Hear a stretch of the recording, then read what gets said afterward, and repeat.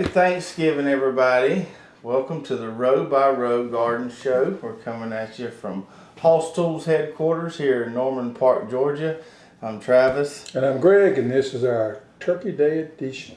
Turkey Day special. We glad to have you with us tonight. Hopefully everybody's bellies is full, probably laid up in the recliner on the couch. Yeah. Watching a little Row by I Row. always overdo it on Thanksgiving Day. I try not to, but it's just so hard.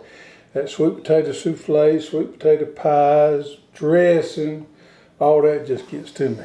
Yeah, and that turkey's got all that tryptophan in you. It makes you sleepy. Man. Tryptophan. Oh.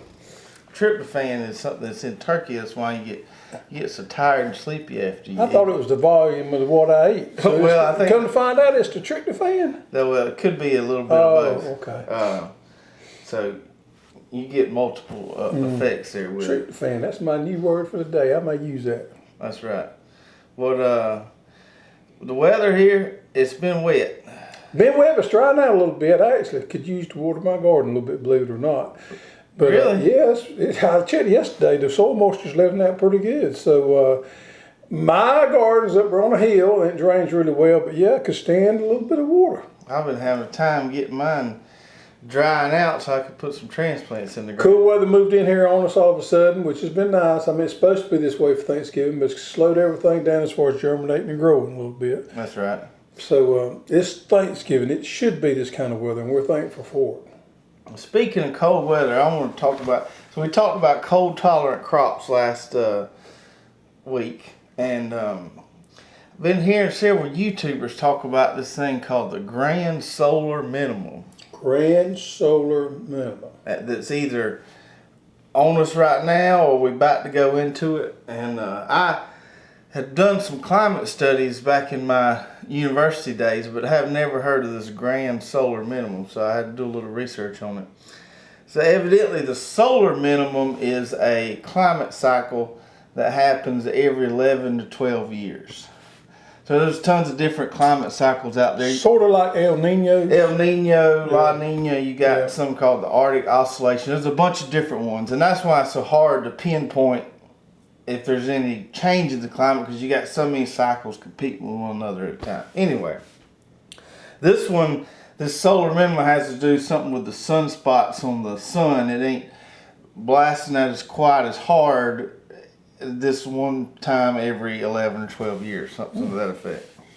So that's pretty regular. Well, this grand solar minimum happens it's not just like a 1 year period. Supposedly this thing's like a mini ice age and can happen from 60 to 100 years long. I think the last one was several hundred, 400 or 500 years ago. So what you're saying is we're going to start having colder winters. If you subscribe to this theory. Hit the microphone there.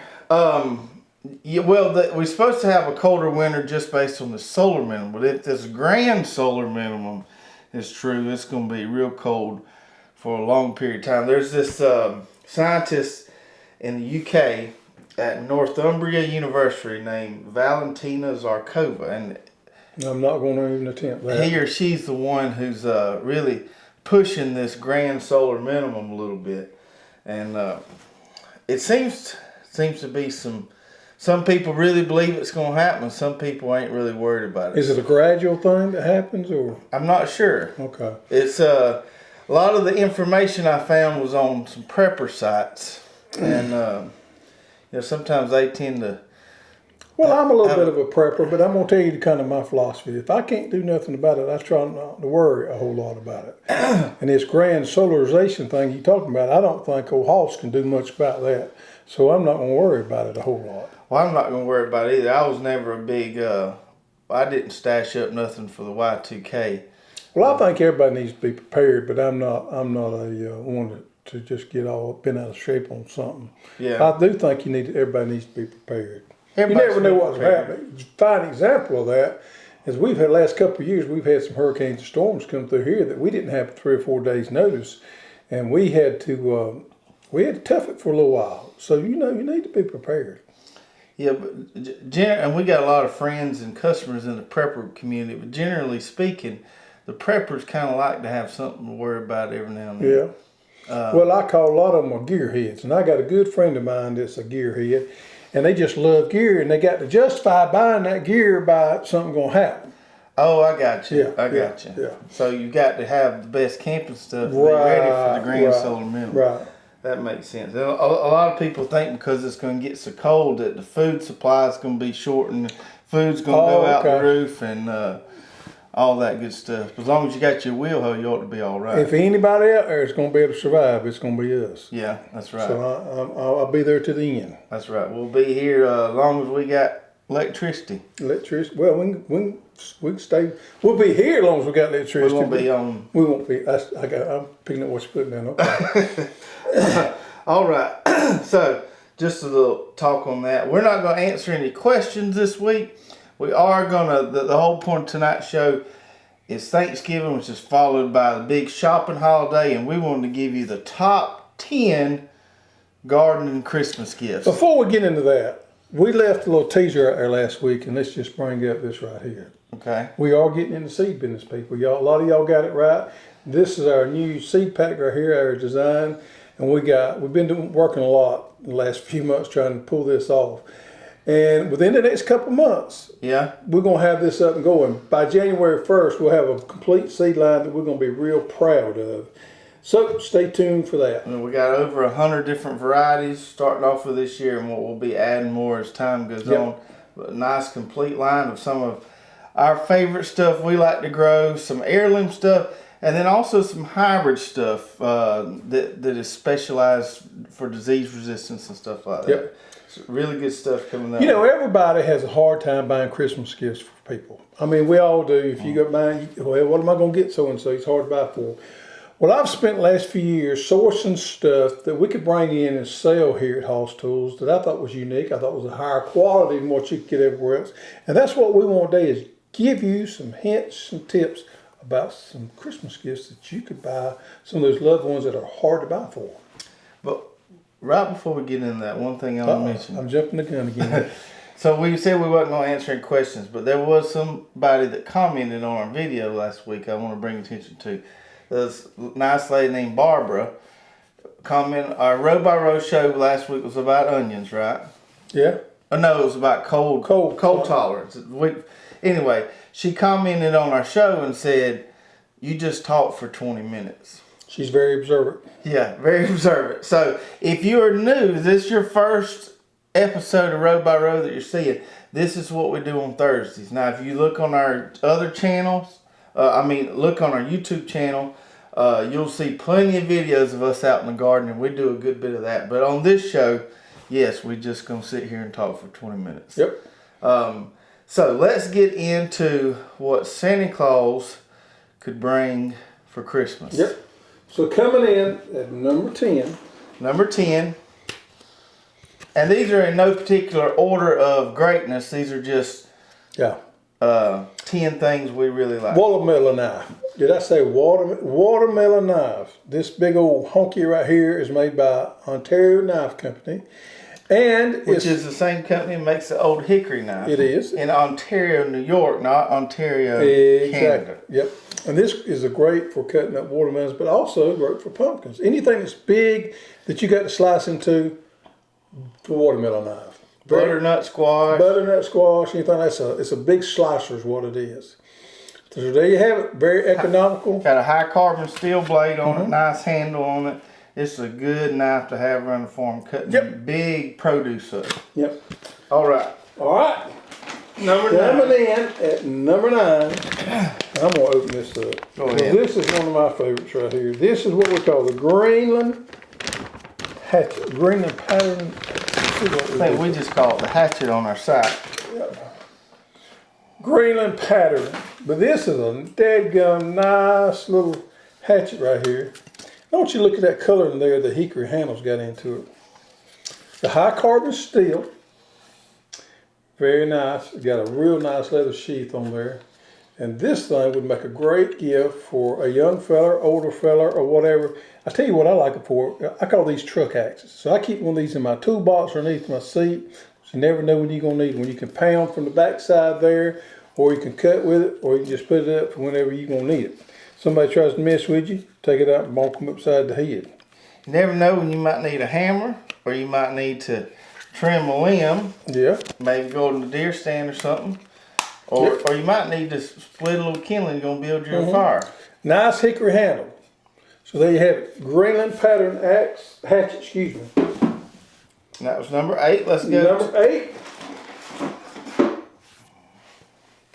Our short single tine cultivator here. So if you've got anybody that likes to do gardening, whether it's vegetable garden or flower garden or any kind of gardening, I promise you, you can't go wrong with this piece right here. This is a nice all-around tool for scratching around, removing weeds, cultivating, doing anything. It's got a nice handle on it, so if you know somebody that does some raised bed gardening, you fighting something over there? Fighting. Doing some raised bed gardening or anything like that, it's a great tool here. We do have a long handle version of that, but this is our short handle version. And we put a lifetime warranty on these heads right here. If you ever break one of these heads, we'll be glad to replace it for you. All right, and you was making a racket over there. I was making a racket. I was having a heck of a time getting into it. They wrap them really well. Number 7. So, you've got that fella or teenager or young man. Be careful with that. I am, but I can tell you something. I can promise you, I'll give you your money back if you buy him this and he ain't crazy about it. Look at there. That's a nice little machete. Walnut wood handle on there. High carbon steel. Full tang. Full tang. Look at there. Ba-bang. Call this the village machete. It's even small enough you could backpack that. Comes with a nice little sheet, belt loop, it swivels right there. Just a high-end Condor machete. And we sell lots of these right here. And them babies come sharp. Them babies come sharp. And I'm going to tell you what, they love them. Absolutely love them. A lot of people come out here and buy these things for Christmas gifts, and they tell me later on when they see me, say, Greg, you wouldn't believe how well they like that machete. Now, let me tell you something about us men. We just like stuff like this right here. Well, we may not have a use for it right on top of our head, but we love sharp objects. And this is great craftsmanship, and it's pretty easy to pick up on when you look at it. And this right here, the village machete, I do it up right. That's the best production machete in existence of Condor machetes. All right, number 6. We got our famous garden trowel here. And we've talked, this has been a tool of the week before on the show. And we've even, Will, the guy that makes these, did a video one time. He went and bought a couple from Walmart, put them in a vise, and hunkered down on them. And the ones from Walmart and big box stores just crumpled, and he put this one in there. Now, Will's a blacksmith, so he got forearms bigger than most folks, and he couldn't bend this thing. So, if you got somebody that likes to garden, and give them something that's going to last them forever. Now, also what I like about this is kind of scooped out, so you can also use it as a scoop. You can use it as a cut trowel and a scoop there. Made in USA by old Will the blacksmith. All right, number 5. This right here is a nice one. This is our complete fermentation kit. So, fermented foods have kind of gotten a little more popular here in the last few years. The process of fermenting adds all these microorganisms, all these biotics into the food that are good for your innards. For your innards, yep. Helps out your digestive system if you have a little problems there. Yep. Now, I personally like sauerkraut. I know a lot of people don't, especially here in the South. Sauerkraut. I love sauerkraut on a hot dog. So you can make sauerkraut, you can make fermented pickles, fermented carrots, and this kit has everything you need except the jars. You get the tamper there to pack them in there, the little airlock things, the pebbles to hold everything down in the brine.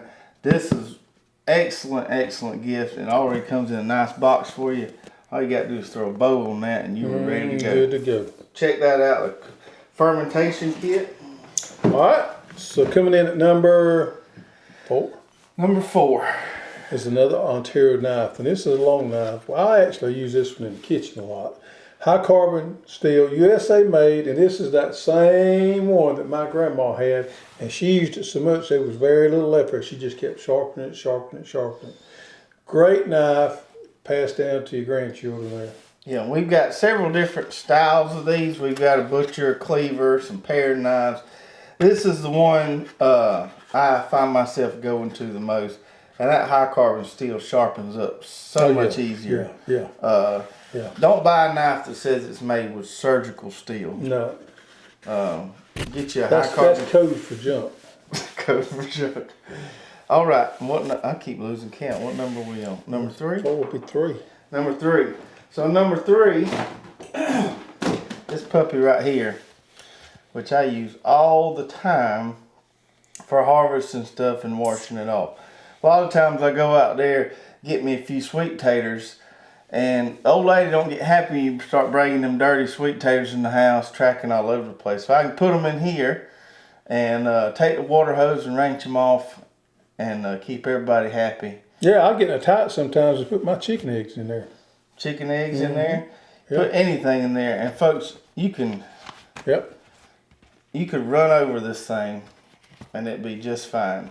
You won't ever have to replace that one. And it ain't like the cheap ones you find at the box stores. I know a lot of folks might think this looks like a little small laundry basket.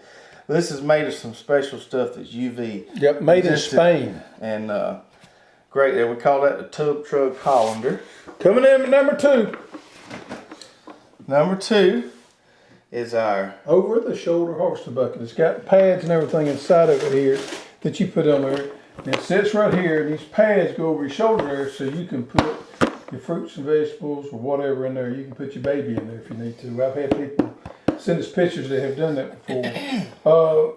Works great for figs, any kind of fruit. We use it for tomatoes because when you lean over, actually there's no strap there. It'll kind of level itself out. Whole bean, it works charm for whole beans. Yep, and I'm gonna tell you, these are made USA. We sell lots and lots. We get these things in by the pallet full. We ain't never had one returned. We've had lots of these go out the door here, and a lot of people love them. Over the shoulder harvester bucket. Old Wrangler Star did us a video. What was he picking? Cherry? Blueberries. Blueberries. A couple of years ago, he did a video using these right here. If you're familiar with Wrangler Star on YouTube there.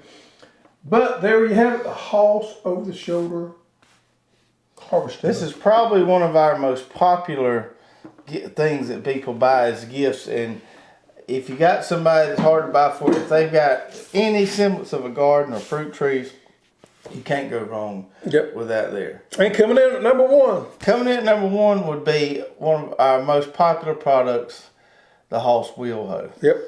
And the single wheel hoe would make, I've seen pictures of people putting a bow on it in front of a Christmas tree, coming down the stairs or walking around the corner on Christmas morning and seeing that single wheel hoe sitting right there. There ain't nothing better. Just light them up. Just light them up. So if you got somebody that husband, father, you might want to spend a little bit more on Christmas. Or a friend. You got a friend that's getting in the garden and you want to help him out and get him a kickstart there and carry him in the right direction. That'd be a great gift to buy him. So that single wheel hoe, that is our number 1 on the list. I hope y'all enjoyed all 10 of those. Go to the site and check those out. And just for Black Friday, this offer will expire on Tuesday. Doing something special. You can use the code TURKEY. Turkey. Well, that's original. Turkey. Use the code TURKEY to get 10% off your order. So go ahead and make sure you take advantage of that coupon because, like I said, it will expire on Tuesday. One word, lowercase, TURKEY, turkey. And go ahead and get those Christmas gifts in. We'll ship them out the same day we receive your order, so you don't have to worry about if it's getting there in time. Yeah, we're going to be shipping out tomorrow. We'll be shipping out tomorrow. So, hope you guys enjoyed the show. Hope everybody had a good Thanksgiving. Everybody stay safe. Travel safe for the holidays. Yep. And we will see you guys next week. Take care.